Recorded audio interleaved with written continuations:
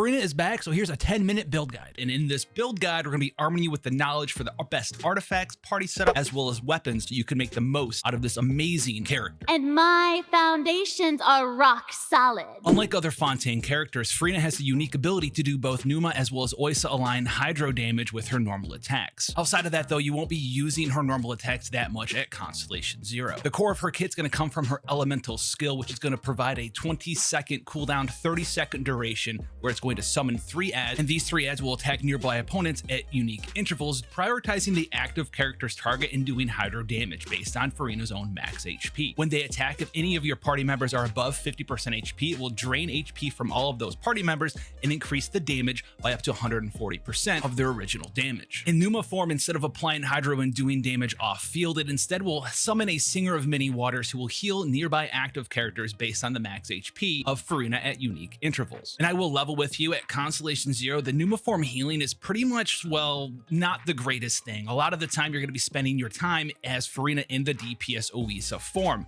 summoning the 3 different Salon members, doing hydro damage and draining HP of all nearby party members. Because not only is it going to boost the damage of your party as well as apply hydro, it's also going to help you maximize her elemental burst, Let the People Rejoice. Upon activation, you will have a 18-second duration, 15-second cooldown elemental burst that will keep track of the decreases or increases of any of your party members' HP. Around every 1% of HP decreased or increased, you will generate 1 fanfare stack. Each fanfare stack is going to give everyone in your party a damage bonus. At Constellation 0 and max fanfare stacks of 300, this is going to be a 75% damage bonus for all party members in your party. And yes, that includes Furina. And this burst does have a 60 energy cost with a 15-second cooldown, so you are going to need a significant amount of energy recharge depending on the team that you're using her with, but more on that later. Furina's first ascension, Endless Waltz, will give you a little bit of bonus healing, but only if the active character is overhealed by anyone other than Furina. So you will need another healer in your team to take advantage of this passive talent, and you will get a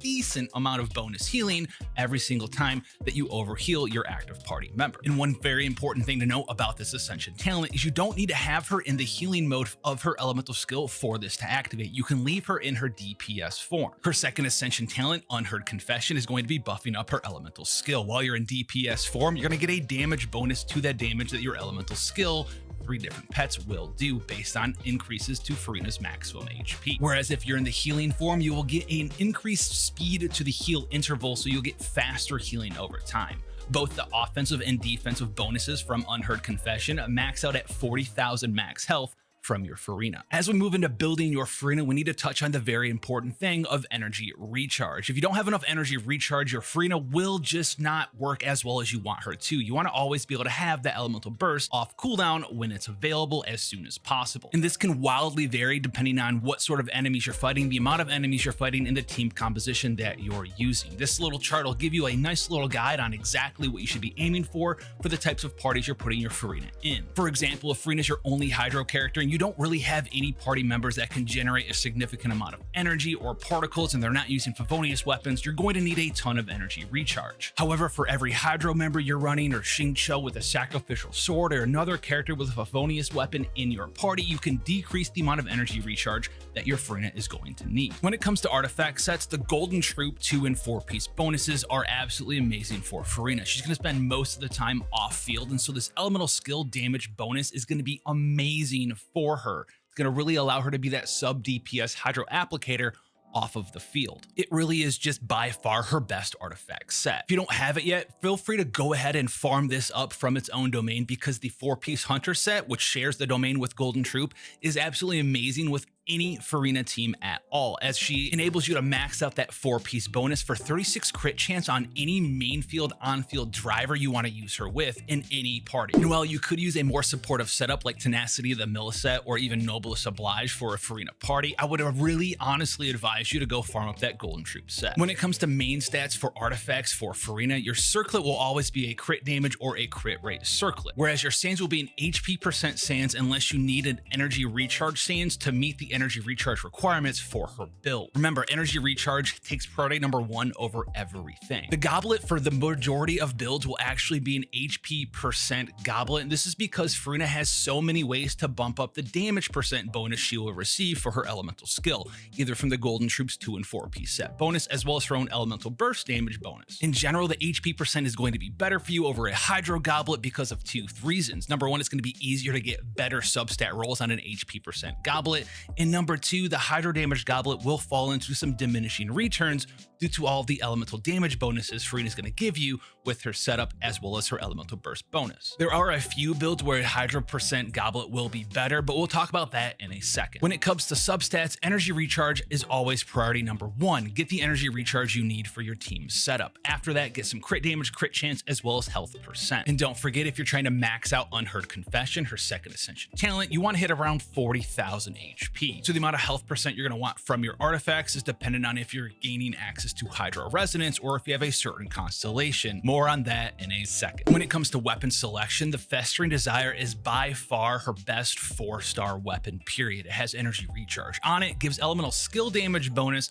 and also gives elemental skill crit rate increase. If you weren't around for 1.3 in the original launch of Dragon Spine, you might not have access to this, but it's okay. You can spend maybe a couple hours and farm up another easy access weapon, the Ferryman Pipe from Fishing in Fontaine. The Harbinger of Dawn is another free-to-play option if you are able to keep your HP above 90% for this 28% free crit rate. In most teams with Furina, that might not be something you can do 100% of the time though, and I would advise you to probably try to shy away from this weapon. If you have access to it, the Jade Cutter is a fantastic 5-star option if you have it laying around, as it does give HP percent and 44 crit rate as its main stat. It's basically just a good stat stick, and well, we kind of like those in Genshin Impact. And of course, her signature weapon, the Splendor of Tranquil Waters, will be her best in slot weapon, assuming you can meet the ER requirements for your team. If you're looking for a significant breakdown of some of her best weapons, go check out the weapon tier list video that we made a little bit prior to the release of this one. And as far as the Favonius Sword goes, I would only recommend running this weapon on your Furina if you're running her in one of those parties we talked about earlier, such as a party where she is the only Hydro character, you don't have anyone else to facilitate energy gain, like no official, one enemy, and no other party members with a Favonius weapon of their own. And one small reminder that the windfall effect of the Favonius weapons can only activate when the character equipped with it is on field. So if you have a rank 5 refinement Favonius sword, that 6-second cooldown and the particles generated can only happen when Furina is actively on the battlefield. So if you want to take the most amount of advantage of the Favonius weapons, you're going to need to swap her in relatively around every 6 seconds to proc this windfall passive. And one very small thing, the sacrificial sword can be used just for the energy recharge on it, but as Furina doesn't generate any particles from activating her elemental skill, the refinement rank ability of Composed isn't going to do anything for you. You're not generating particles from activating it, and it already has a 30-second duration with a 20-second cooldown. It does look kind of good on her though. So remember how we said you might want to run a Hydro Goblet instead of an HP Goblet in some circumstances? Here's the 2 circumstances. Number 1 is your weapon selection. If you're using Nilu's signature weapon,